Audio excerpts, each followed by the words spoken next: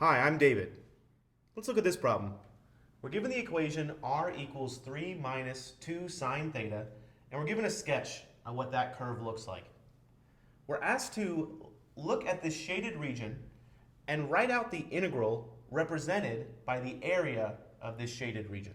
When I have an equation written in polar form, I can write out the area of that as 1/2 the integral from alpha to beta, where alpha and beta are my limits of integration with respect to theta, of f of theta squared with respect to theta. Okay, so I know that in this case, this area is going to be 1/2 the integral of f of theta, which is 3 minus 2 sine theta, quantity squared, with respect to theta. And I'm almost finished. The last thing I need to do is figure out what are my limits of integration. Theta is going from where to where.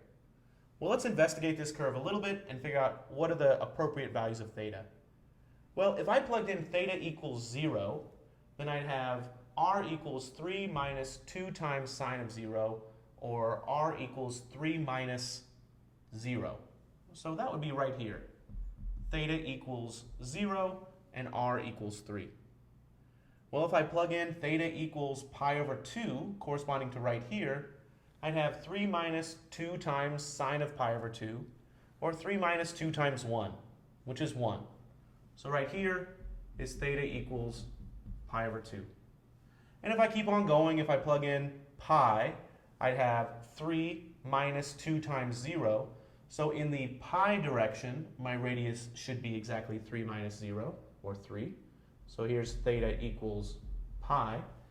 And if I plug in 3 pi over 2, I'll have 3 minus 2 times a negative 1, or 3 minus a negative 2, or 3 plus 2, which is 5. So here's theta equals 3 pi over 2. And if you plug in 2 pi, you could be right back here to where you started. So in this case, theta is going from pi over 2 to 3 pi over 2 if I just want to incorporate this shaded region.